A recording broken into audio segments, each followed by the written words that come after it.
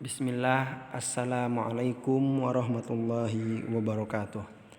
Alhamdulillahilladzi nahmaduhu wa nasta'inuhu wa nastaghfiruh wa na'udzu billahi min shururi anfusina wa min sayyiati a'malina may yahdihillahu fala mudhillalah wa may yudlil fala hadiyalah.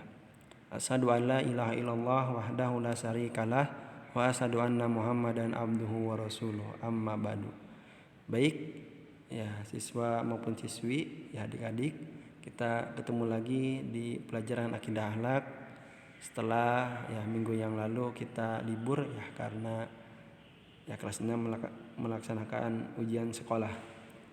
Dan pada hari ini kita akan melanjutkan pelajaran kita, pelajaran akidah akhlak.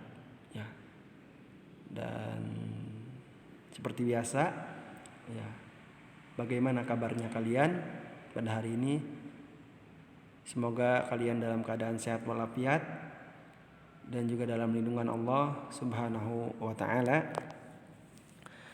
Pada hari ini semoga masih tetap semangat di dalam menuntut ilmu walaupun kalian sedang berpuasa. Semoga kita sudah masuk ke puasa yang ke-16 kalian tetap semangat di dalam mengerjakan ibadah, tadarus ataupun yang lainnya. Dan semoga apa yang telah kita kerjakan mendapatkan pahala dari Allah dan diterima amal ibadah kita yang telah kita kerjakan. Amin ya rabbal alamin. Baik, kita akan melanjutkan pelajaran kita, yaitu sekarang kita akan membahas pelajaran yang kedua tentang adab ketika sakit. Silakan kalian buka bukunya di halaman 59. Tapi sebelum kita masuk ke atau membahas pembelajaran ini, sebelumnya kita sudah membahas tentang apa? Tentang khianat. Ada yang masih ingat apa itu khianat? Adik-adik, ada yang masih ingat apa itu khianat? Khianat itu berarti menyalahgunakan amanah atau kepercayaan. Berarti dia ketika diamanahkan, dia menyalahgunakan amanah tersebut. Misalnya dia dititipkan sepeda tetapi malah rusak sepedanya. Berarti dia tidak amanah atau dia berkhianat. Dan khianat merupakan sifat yang tercela. Bahkan khianat merupakan salah satu tanda orang munafik. Itu saja tentang khianat. Kita langsung masuk ke pelajaran yang akan kita bahas, yaitu tentang adab ketika sakit. Bahwa sebelum kita menyebutkan atau di antara adab-adab ketika sakit, bahwa manusia tidak akan terlepas dari apa? Dari musibah. Musibah adalah bencana dan malapetaka yang menimpa setiap manusia. Terkadang musibah ini juga membawa kerugian bagi diri kita ataupun harta kita. Dan orang yang tidak beriman atau yang imannya lemah ketika mendapatkan musibah, pasti dia akan sedih, akan bersedih hati, akan kecewa, akan berputus asa ketika mendapatkan suatu musibah kepada dirinya. Itu orang yang lemah imannya atau orang yang tidak beriman. Ketika mendapatkan musibah pasti dia akan berputus asa. Tetapi berbeda dengan orang yang imannya kuat, pasti dia akan mengatakan ini adalah cobaan dari Allah Subhanahu wa taala ketika dia mendapatkan suatu musibah. Maka adik-adik siswa maupun siswi kelas 4, ketika mendapatkan musibah, kita jangan berkecil hati, jangan berputus asa. Tetapi kita katakan bahwa musibah ini adalah salah satu bentuk cobaan dari Allah Subhanahu wa taala. Seperti ini salah satu bentuk musibah yang pasti yang menimpa kita, diantaranya sakit. Ini suatu musibah. Pasti kalian di sini pernah merasakan sakit semuanya. baik kelas ikhwan maupun kelas awan pasti pernah merasakan sakit, baik itu sakit yang ringan ataupun yang berat. Nah, supaya kita mendapatkan pahala ketika kita sakit, maka kita harus menjaga adab-adab ketika sakit. Nah, maka kita akan sebutkan di antara adab-adab ketika sakit. Ya, di antara adab-adabnya ialah yang pertama, ketika kita sakit, kita harus hadapi dengan sabar. Ya, ketika sakit, yang pertama kita harus hadapi ya sabar. Ya, jangan jangan berputus asa. Ya, kita harus sabar. Yang kedua, yakin bahwa Allah sedang menguji keimanan kita. Ya, yang kedua kita harus yakin bahwa Allah sedang menguji keimanan kita.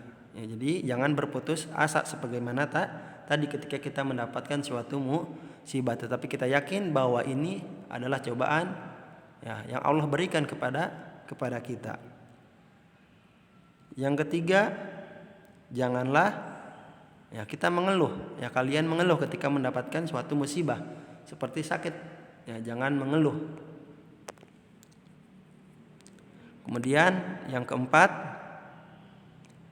banyak berdoa ya agar diberi kekuatan dalam menghadapi cobaan ini ya, atau dalam menghadapi cobaan yang diberikan oleh Allah Subhanahu wa taala, sakitnya termasuk ya. Jadi banyak berdoa. Agar apa? Agar diberi kekuatan oleh Allah Subhanahu wa taala untuk menghadapi suatu musibah tersebut. Kemudian yang kelima di antara adabnya, agar sakit yang kita terima itu mendapatkan pahala dari Allah, maka kita harus menjaga adab-adabnya. Di antara adab yang kelima ya, ini masih berkelanjutan dari yang keempat ya. Tadi dianjurkan untuk memperbanyak doa, dan ini membaca doa yang dianjurkan oleh Rasulullah sallallahu alaihi wasallam. Ini doanya ya, yaitu Allahumma rabban nasi adhibil ba'sa isfi antas safi la sifaa illa sifauka sifaan la yughadiru saqama. Ya, ini diantara doa yang dianjurkan oleh Rasulullah SAW ketika kita mendapatkan sakit. Ya, kita meminta berdoa kepada Allah. Itu Ya Allah, Rabb sekalian manusia, hilangkanlah ujian ini dan sembuhkanlah aku. Engkaulah yang maha penyembuh, tak ada yang dapat menyembuhkan selain Engkau, dengan kesembuhan yang tidak meninggalkan penyakit apapun setelahnya. Ya, sahih riwayat Bukhari dan Muslim. Jadi ketika kita sakit, maka kita harus sabar yang pertama, dan kita yakin bahwa Allah sedang menguji keimanan kita.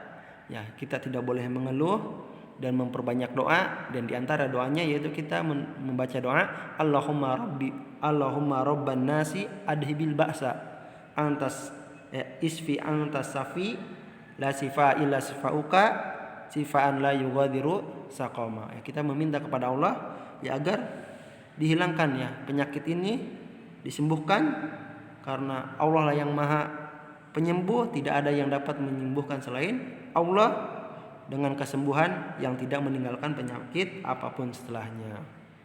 Ya, inilah diantara doanya. Kemudian diantara adabnya yang keenam, yaitu tidak berputus asa. Ya, ketika kita mendapatkan suatu musibah seperti sakit, kita tidak berputus asa. Ya, tetapi harus yakin.